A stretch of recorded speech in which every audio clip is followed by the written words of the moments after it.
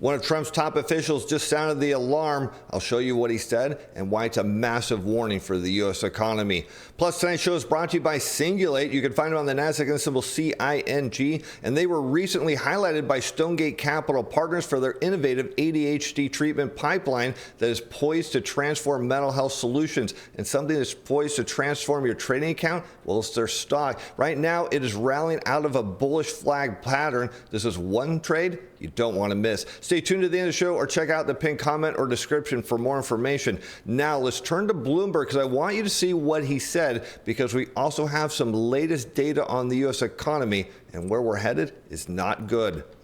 As Trump says, Bessent doesn't want to be nominated as a Fed chair, and this is shocking because this is one of the most prominent positions in the government. If you are the Fed chair, the entire world stops and listens when you speak, and this is shocking. But the real reason behind it has everything to do with the U.S. economy. Let's take a look. I asked him just last night, is this something you want? And Bessent's response was, nope. I want to stay exactly where I am, and there's a good reason he does, because when you start to realize that he knows the economy is continuing to slide down, that the last role he wants is to be the Fed chief, because you can better believe when things come unwound, there's one person who's going to take the blame, and right now it's Fed Chair Powell.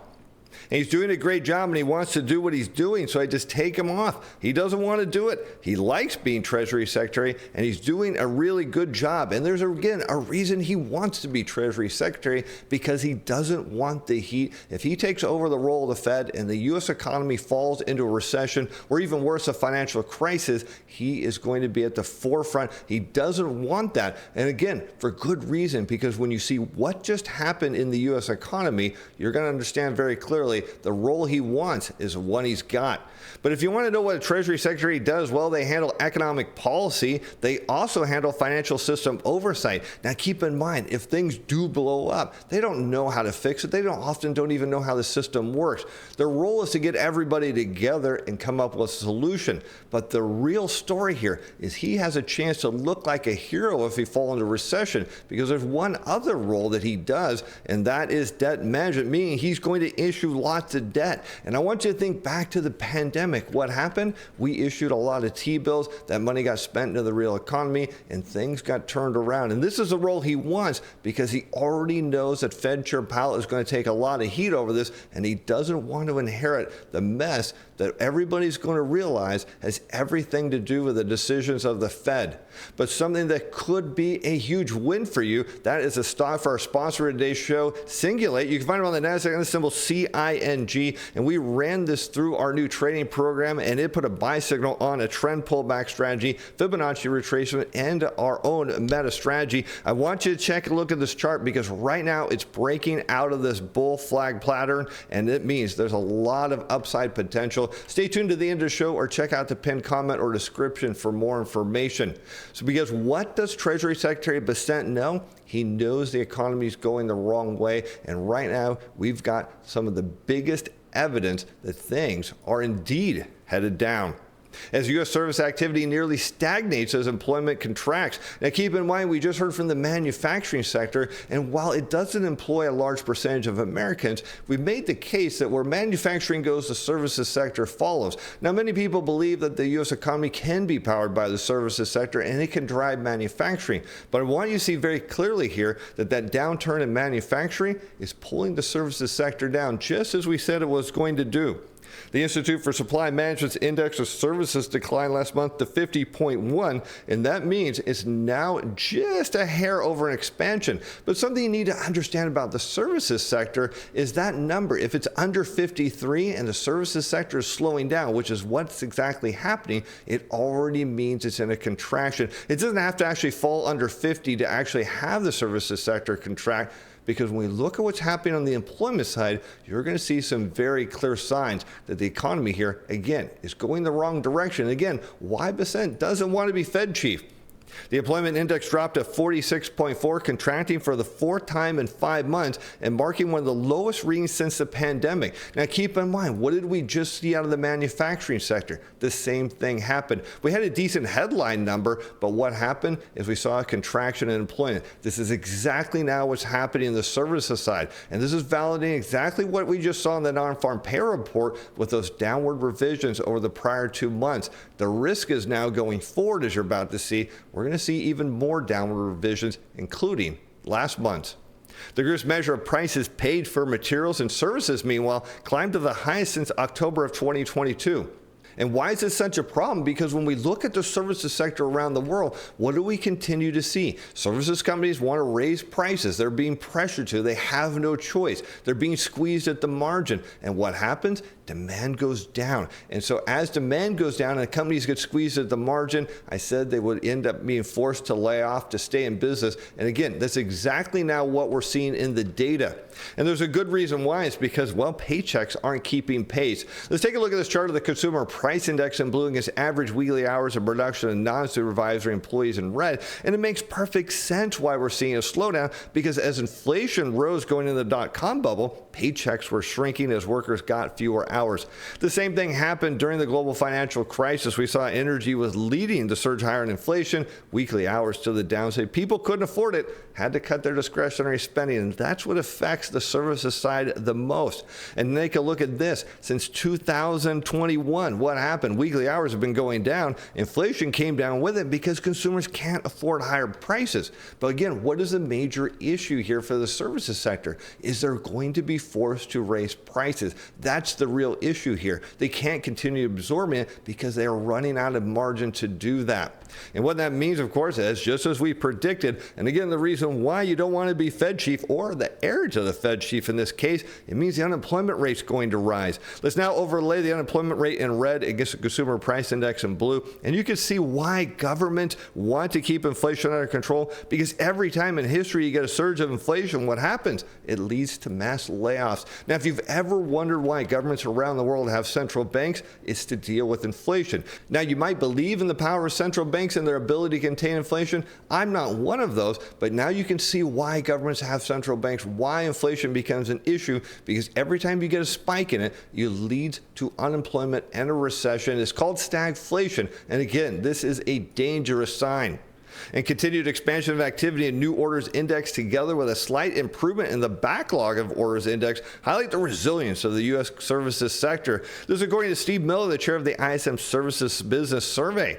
And no question, however, the tariffs are raising prices paid, a potential driver of future inflation. So again, they're telling us exactly what you see going into stagflation. Prices are rising, demand is going down, and along with it, demand for labor. Now again, you come back to Besant. Do you want to be Fed chief under this position? Absolutely not, because he already knows that monetary policy doesn't work. He knows Fed Chairman Powell is going to take the blame, and his role as Treasury Secretary means he's probably going to issue a whole lot of debt. He's going to look like a hero out of this, unless the banking system comes unwound. And let's take a look at the effects of slowing paychecks and rising prices. And this is exactly what we're seeing in the services sector, is demand is going down.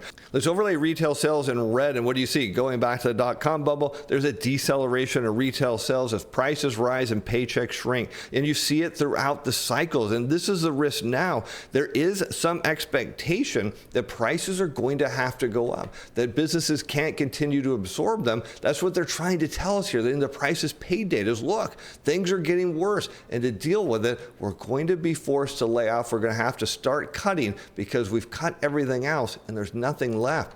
The contraction in the employment index doesn't appear to be coming from layoffs, according to Miller, but a slowdown in hiring activity and providers not backfilling open positions. Regardless of how it is, it's all that matters is how it starts. And yes, we've talked about this for a while. When job openings go, what happens next? Hours work get cut. We've seen that happen. And when both of those go down and things don't turn around, then it's the job losses that go next. The Bureau of Labor Statistics' downward revision of its May and June job numbers make more sense given the ISM employment results, according to Miller. And I couldn't agree more. I think he's right. Our contraction readings in June and July indicate that the BLS numbers, here's the key part, will continue to be weak through the rest of the summer. Now again, do you want to be the heir to the throne of the Fed? No, because you want Powell to be the one that has to deal with this issue. And everybody knows it's not going to work. There's nothing Powell can do because he's already cut rates twice. And guess what? It didn't do anything. So if he could cut more, it's not going to change the trajectory of the economy. And again, you think about what Bessent knows. He knows what the Fed does. He knows where the economy is going, and he doesn't want to be in the line of fire. Because when the JOLT survey says things are getting worse, and that's shown in red, it means the non-farm payroll, well, it's going to get worse as well. That's shown in blue. You can see the relationship. JOLTS drops first and then payroll. And that's exactly what the ISM is telling us, that if anybody has this expectation that the labor market's going to turn around, that replacing the head of the Bureau of Labor Statistics is going to make the non-farm payroll report more accurate and then the numbers are going to go up, that's not the case. We're hearing from the manufacturing sector, we're hearing from the services sector that both sides are cutting jobs, and again, it's a major risk to the economy. And at this point, when you will look at the Fed and how they react to what's going on in the economy, cutting rates isn't going to get people that don't have a job the ability to go out and borrow and spend. Backlog shrank for a fifth straight month, and inventories expanded at a slower pace. Inventory sentiment fell to the lowest since October. So again, we see what is going on at the employer level. They don't have enough new business to sustain their workforce, which is exactly what we said was an issue here. So they've been putting people on backlogs. But what happens when backlogs run out? Now you have idle employees. You're seeing from businesses is they don't see the trajectory of the economy changing in their favor, which means, again, they have no choice but to cut job openings, cut hours, cut pay raises, and then they're going to cut jobs. And what this is all telling us is, again, the economy is going right in the wrong direction as a record surge in past due student loans adds to U.S. debt burden. But is this about U.S. debt? It's about consumer debt and their ability to spend in the real economy. So we think about why things are slowing down this summer. Well, they were already slowing down, but yet nothing seemed to work. Nothing seemed to change the needle here. But if you really think about what's really impacting consumer finances, we've had a lot of heat this summer, and that means electric bills are up in a big way. Less money to be spent on the discretionary side of the economy. Student loan payments are back. And what does that mean? Less money to spend on the discretionary side of the economy. And when that happens, again, it all comes back to the nightmare scenario. Some 3% of debt was at least 90 days delinquent in the April to June period, up from 2.8% in the first 3 months of the year. And you can better believe if the services sector continues to decline, this number is going up and a whole lot higher.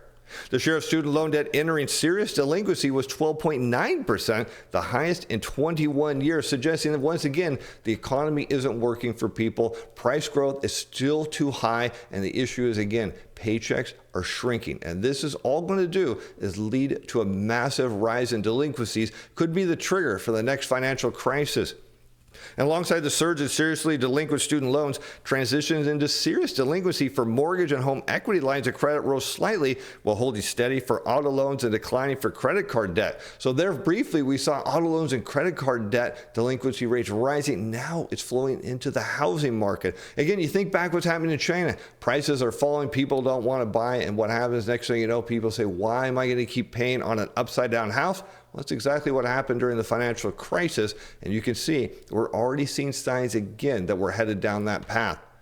And in a briefing with reporters, New York Fed researchers, and this is staggering to me, said student loan delinquencies would likely continue to rise. Well, it's not just student loan delinquencies that are going to rise. It's going to be delinquencies across the board. And that's, again, you think about what Treasury Secretary Bessent knows. Why does he not want to be Fed chief? He's nothing he can do if he was installed at the head of the helm of the Fed to turn the economy around. He's in a much better place where he's at now. He can look like a hero.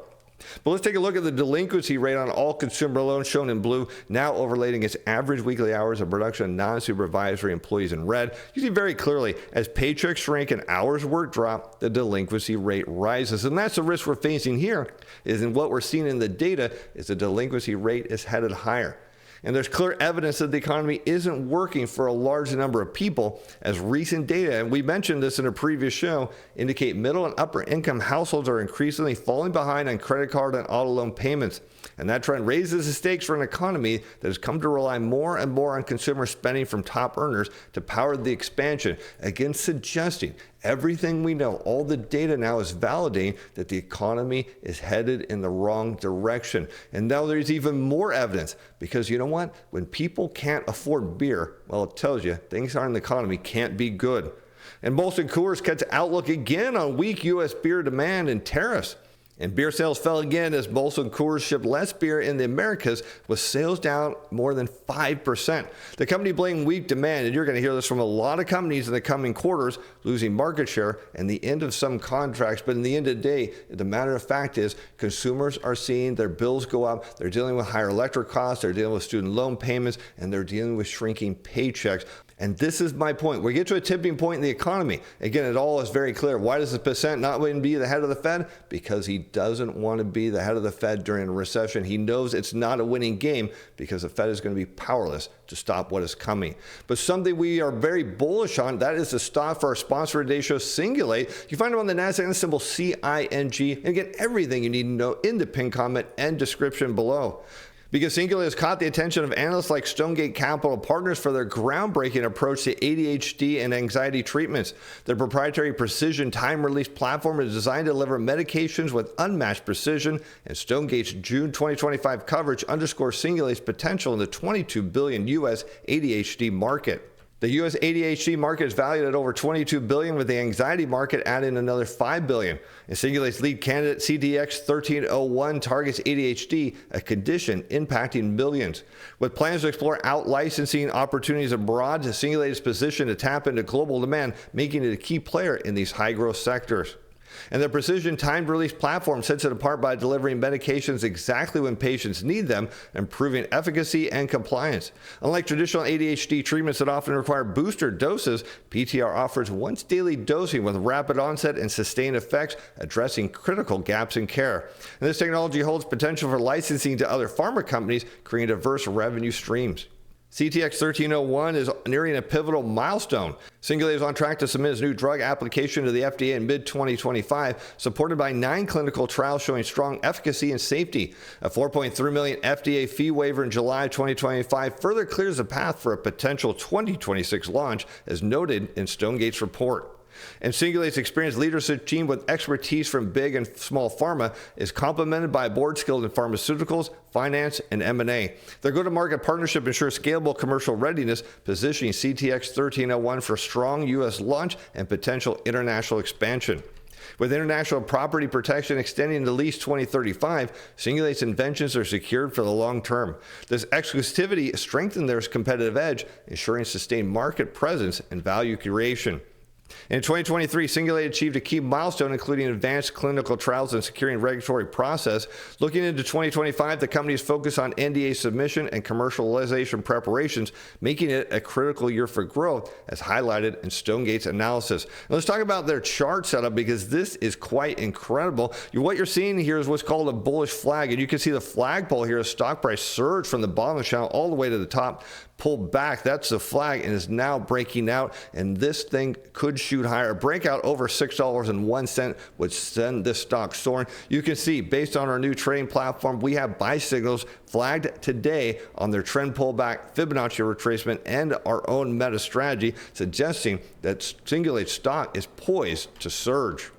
And Cingulate's innovative PTR platform, robust pipeline, and strategic milestones make it a standout in biopharma. Stonegate's coverage emphasizes its differentiated profile and readiness for commercialization, positioning Cingulate to address the unmet needs in ADHD and beyond.